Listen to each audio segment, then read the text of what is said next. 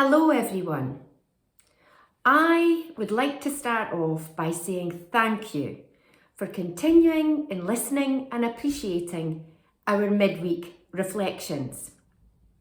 The numbers increase week on week, and this demonstrates to us at East Oldham Inverarity that you are enjoying what you hear and that there are those out there in the community who want and hopefully benefit from the messages that come from the team who take time to create them.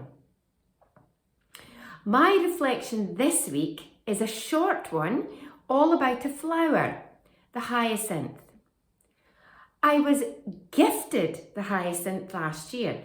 I think it was for Mother's Day from my son, and I say I think because it was my darling granddaughter who handed it to me, not my son.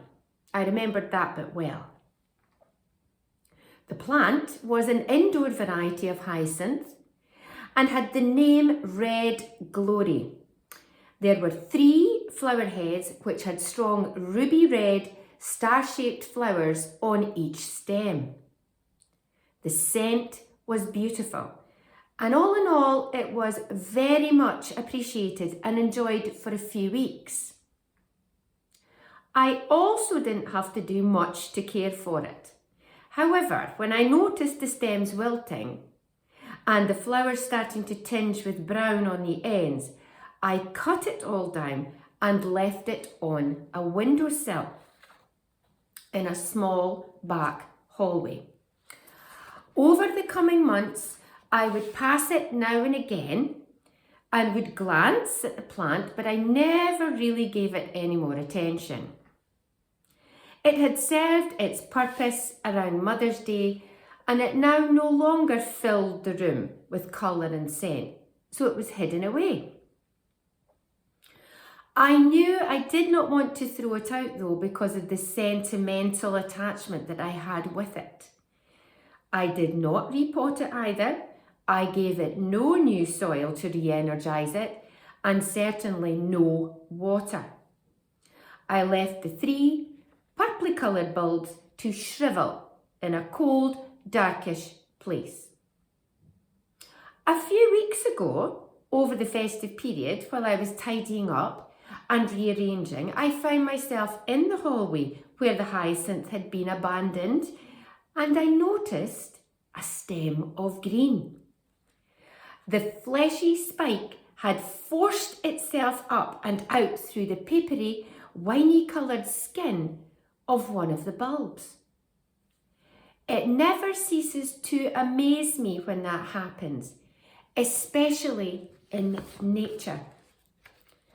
Regardless of my neglect, it had lain dormant, and now it was letting me know it was time to once again show off its endearing features.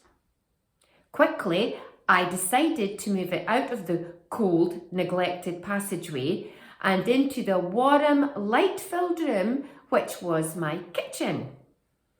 I gave the hyacinth some water, promoted it to sit proudly beside my flowering orchid, which also never ceases to amaze me when it decides to produce another stem filled with oriental displays.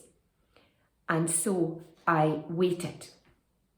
Every day the hyacinth produced more stems, which made me hopeful, and then one day a burst of colour at the base reassured me that Red Glory was going to bloom again.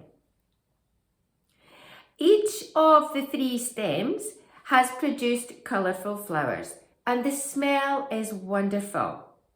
Some may say it's a bit leafy and the flower stems are shorter than should be, but I'm in awe of this little plant's patience and resilience. Our journey within our faith can be like my hyacinth plant.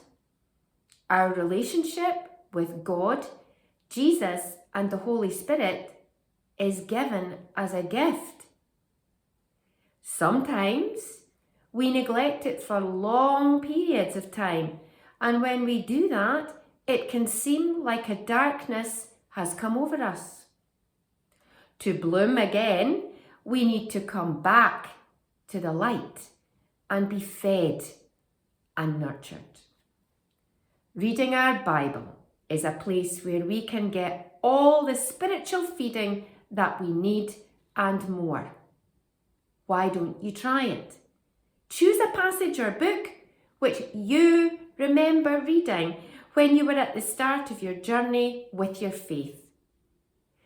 Jesus is the light, and you can find him in the Bible.